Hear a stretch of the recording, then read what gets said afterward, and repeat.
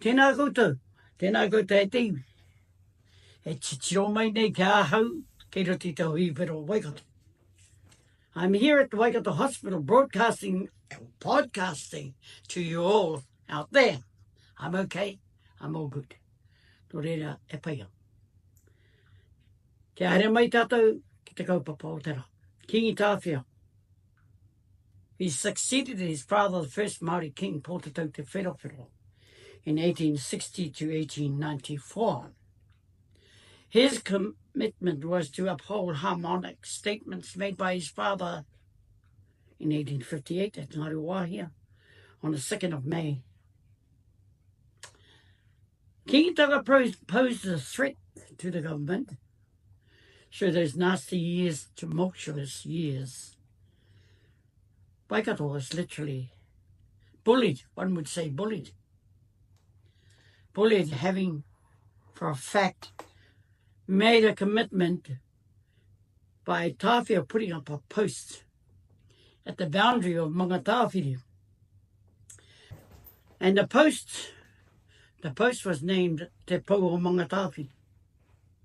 The post was to declare that no one, no British or settlers were to cross the boundary of Mangatāwhiri. It came to pass that on Governor Gray's return to New Zealand to reclaim his mother after being booted out, the incident in 1845 with Taranaki, where the incident that happened, he was reposted back to England. Having been posted to South Africa, Grey had 5 years to consider his fate.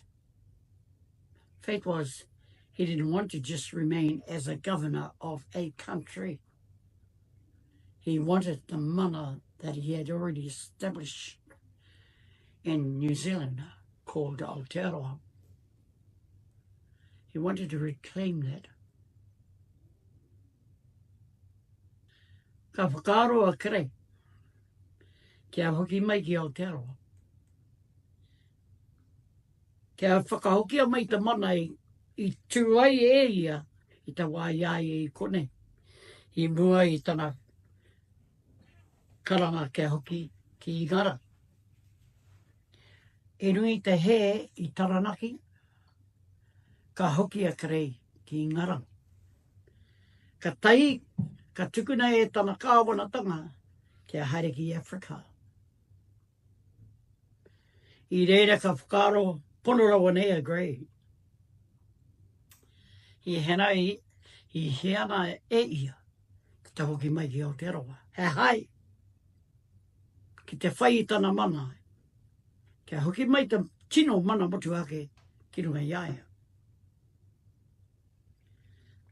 Ka hoki mai, i reira ka whai a karei, a hakwa piki heke, ka tangohia e ia ngā whenua o ngai Māori. Ka whiriwhiri a Grey, hea. Nā, i reira ka whakataungi a Grey, ka tū te pakanga ki runga i a Waikato. Me he mea ka tautohe mai a Tāwhia, kia kore e tukuna ngā whenua. Kei te mōhio tātou, i tū a Tāwhia i te matinga o tana matua a Pōtatau Te Wherowhero. I whakataungi a Pōtatau Te Wherowhero kia nohotarangi Māori e. Me ki ai, ki waianui a Pākera o ko Māori. I whakataungi a e i a te rā Koorero i Ngārua Wāhia, te rā te rua o mei, tahi mana o warurau 58. He ngari i roti te whakaaro a kāwana Grey. Ko tū mai e te king, ko tū mai te kingitanga. Hei tautohe mai ki te kāwana, ki tana kāwana. Ko kore a Tāwhia e whai wāhi ki aia. Ka te tiro a karei ki ngā whenua Waikato. Ka tau te whakaro a karei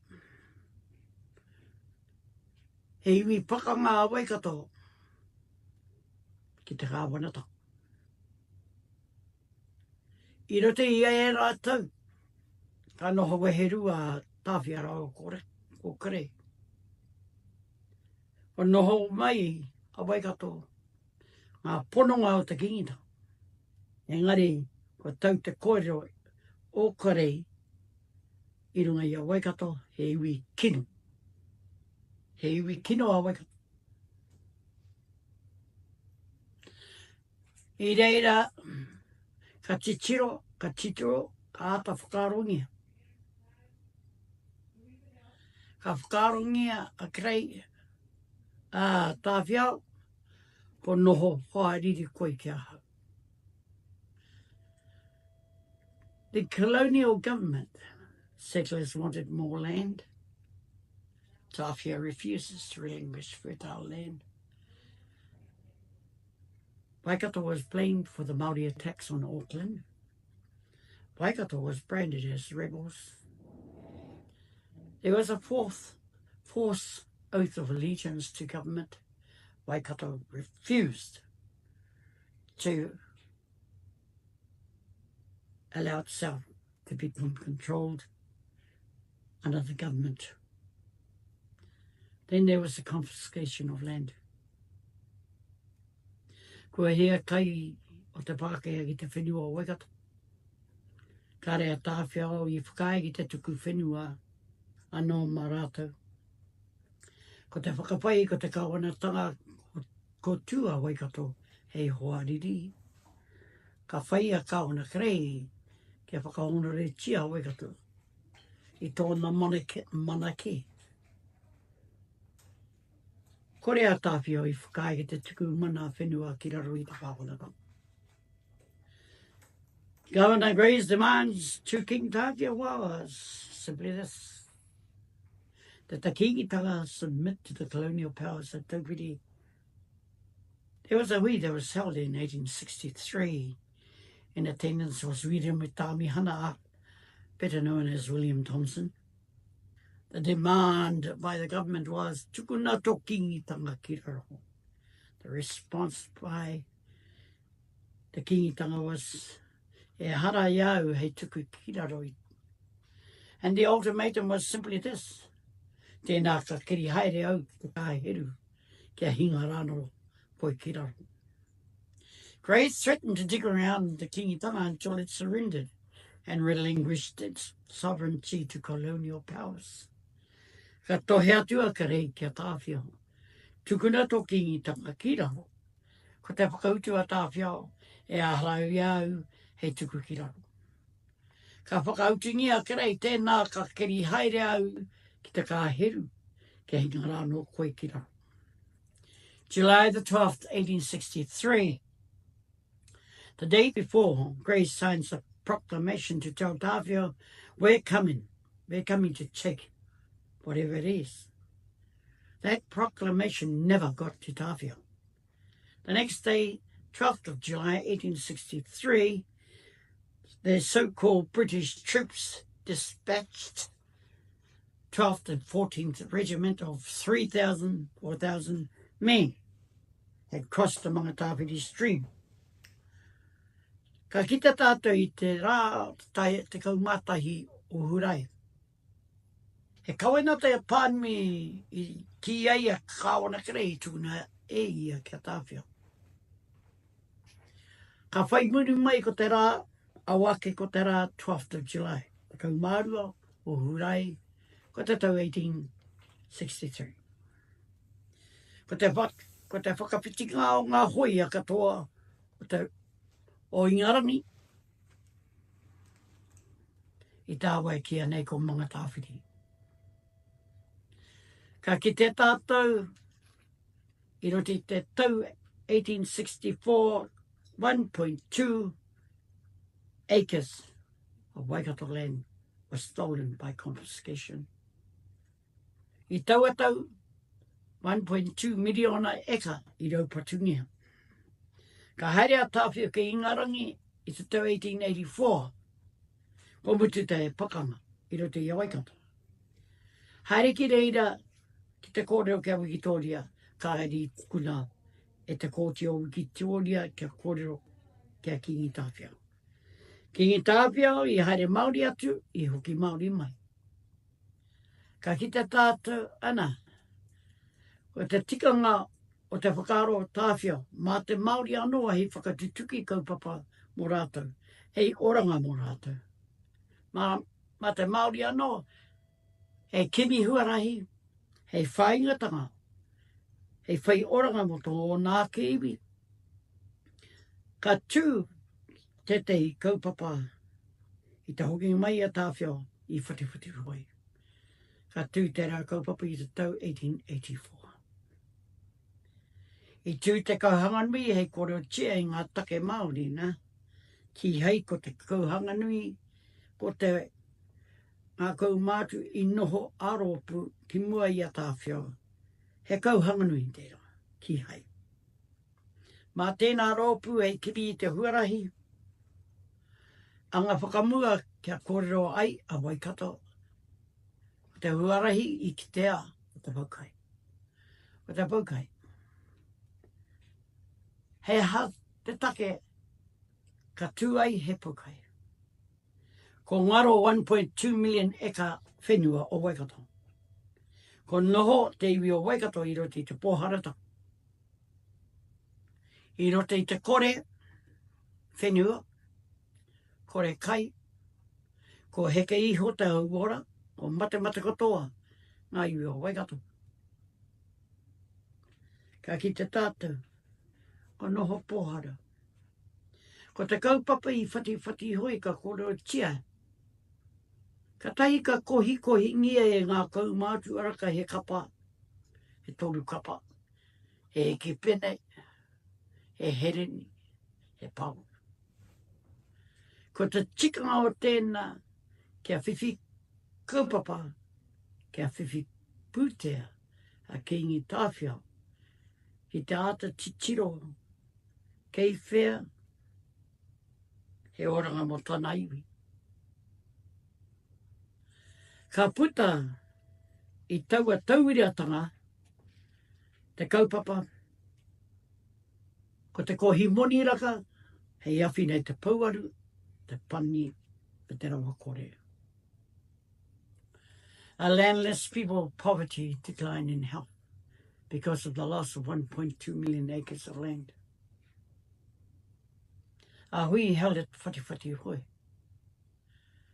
At the conclusion of that hui, in 1884, the men grouped around a table, speaking with the king, decided to pool what they had. And what came out on the table was a threepence, a penny, halfpenny, sixpence, a shilling, a pound, and the stray £100, and to be landless and to have nothing. That was the sheer wealth of all of Māoridom under the kingitanga. It was pulled together, and it was defined that where will that money be invested? So the king determined that it would be invested in the livelihood, and the salvation of his people. It was at that time the purpose of that money that was spread out on the table was to ease the pain and suffering and poverty. It then determined that there would be a kaupapa to share the bounty of food with the multitude of people. Ko te Poukai hei papa awhina i te pauaru, te pani me te rawa Koorero. Kia hui ai te iwi, hei whakamaru i ngā whānau, hei whakatāmu i te mamai, te ngaronga o ngā whenua, te mate kai, me te noho pōhara. The tīmatanga in the beginning Why did this come about? But Tawhia said, kua mate te motu I te hoani whakawai. The country has been ravaged by this sort of deceit. He said to his people that we will find salvation with our own hands. Mahi ake nei au I tōku nei whare o ngā pauarota. He māhoi, he patate, he hinau, te tāhuhu. So when we look at that and we think about Poukai, what does it really mean? And the Poukai itself is that there's a purpose behind the Poukai. Simply that single line. He awhi nei te pauaru, te pani, te rawa kore. To be able to provide for the poor, the bereaved, and also the widowed in reverse. We think about that. We think about all the kaupapa with regards, what is a Poukai? What is the framework of a Poukai? It is a pou atua, which is celestial and symbolic of its divine being. Practice of all rituals. Ko te pou atua he wairua, po ianei te taonga e whaka whare nei I ngā karakia katoa. The pou whenua is significant of the role in which the knowledge of land, river, sea and sky, the understanding of the modi or the ethos of each element, is to connect to the spiritual and physical elements of survival. Ko te pou whenua, ko ia nei te ke te tara, I ringa mai I te tara whare, te mōhiotanga, ngā Koorero, mo ngā whenua, mo ngā awa, mo te moana. Ko te mōhio ki te marama, te mauri, e hona nei ki te taha wairua, e te kiko o te oranga. Te pautangata is a tikanga of sharing responsibility, creating support systems, sharing of resources, food, expertise, knowledge, education and preparation, life skills and respect with its community and beyond. Ko te pou e kia nei, te pou tangata ko te mōhio ki ngā tika. Te whare o te ora, ko te puna o te oranga o te tangata. Ko te tiaki, te taiao, me te whenua, mo te iwi, o ngā hāpori, mo te katoa, mo tēnei au. The punakai is a pool of food that is shared. Ko te punakai, ko te whare, ko te whakapuare I te kuaha, o te whare punakai, kia horai te iwi. Punakai is named in the following sayings of Titoko Waru o Ngāti Ruanui, which I have shared with the many of the Poukais of the Poukai podcast. And in saying that is that we think about many things that becomes tangible and intangible. And we think about how the month of March, especially February and March, the land begins to nourish, regrowth appears, the doorway of life has reopened, creation of God's living beings are blessed again with the wellspring of food. Ka titiro tātou ki te āhuatango o ngā marama, te rā, me ki ai ko te āhuatango o rātou katoa. Ne? Kia hoki anō tātou ki te kaupapa o te Poukai. Hukanui. Hukanui koutou.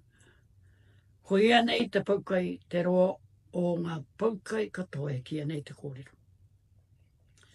Ko te kōrero mō Hukanui I timata ai roti ngā whakaro a tāwhio ki te aukati ngā mahi mākutu. Ngā mahi mākutu e mahi anei o tātou tūpuna I aua wā. Ko te whakaaro o tāwhio, me mutu tērā mahi.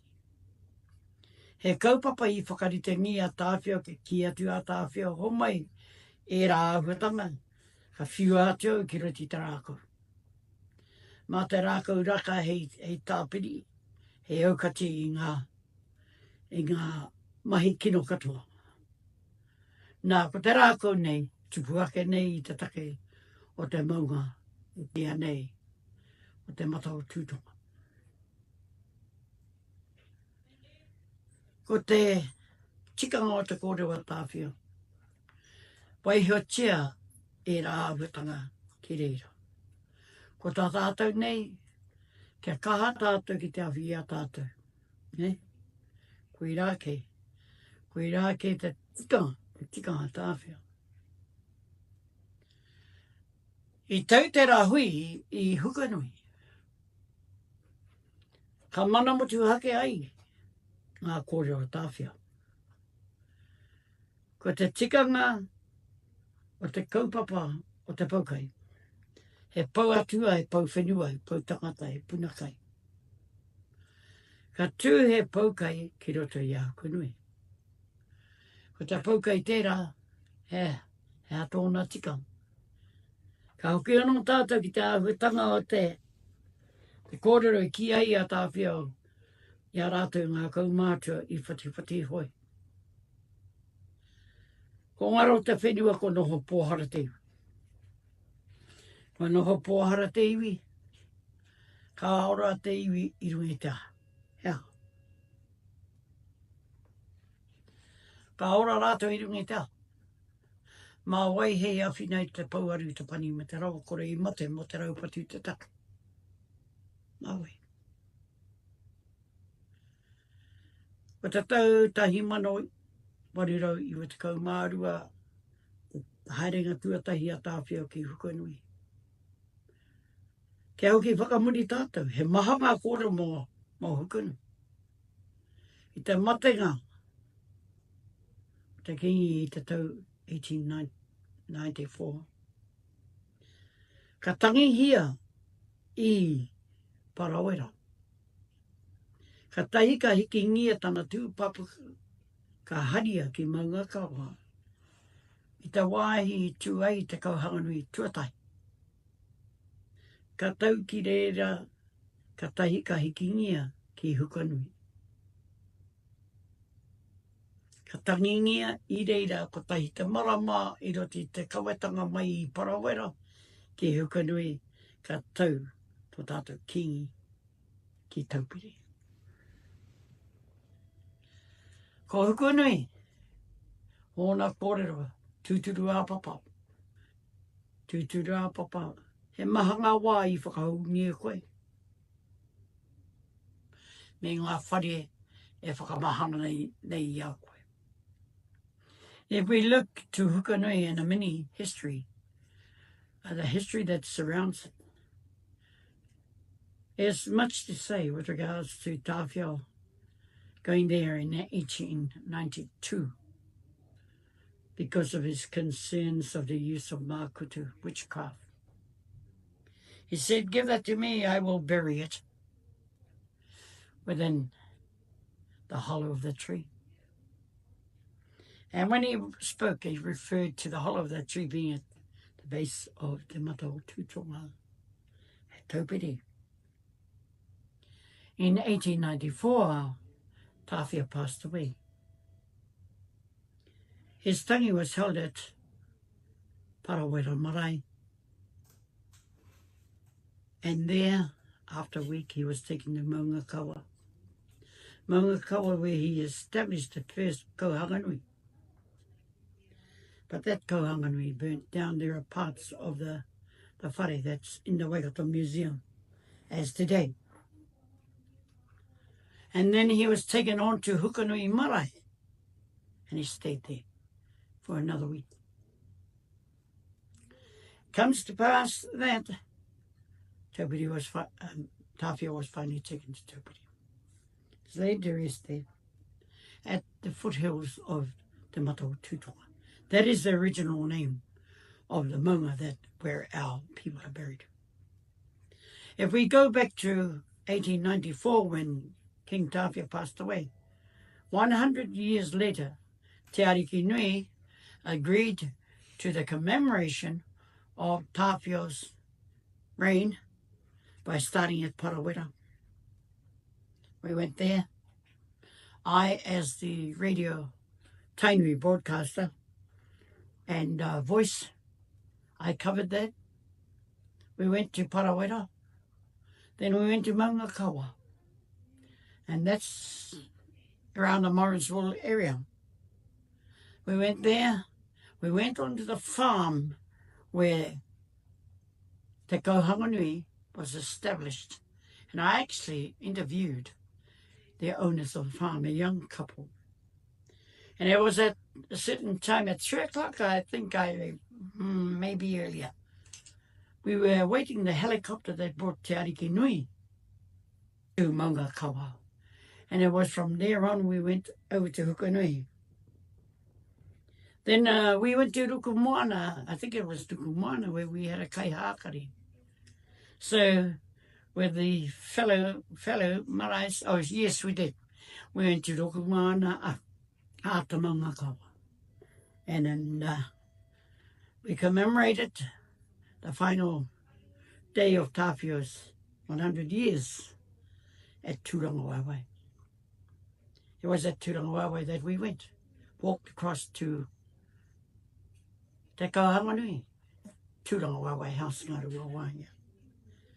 Returning back to Huakina, Arohamai, Hukanui.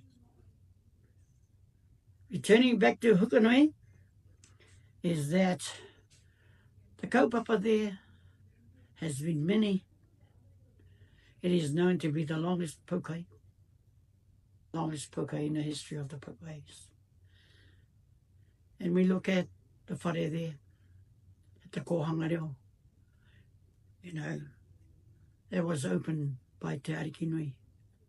We look at the kaumātua housings there. And we think to Ngāti Wairere koutou e kahane. Ngāti Wairere o tūpuna, ngā whenua i tukunātu a mahuta. O tūpuna, ngā whenua o koutou tūpuna ake. Ka tāpiri ki raru i te kaupapa o te kingitanga. Kia koe e te whaia, heke i te rangi. Ngā kōrero e ho mai koe. Ki te waiata e o tā ki tō iwi. Ki te rangi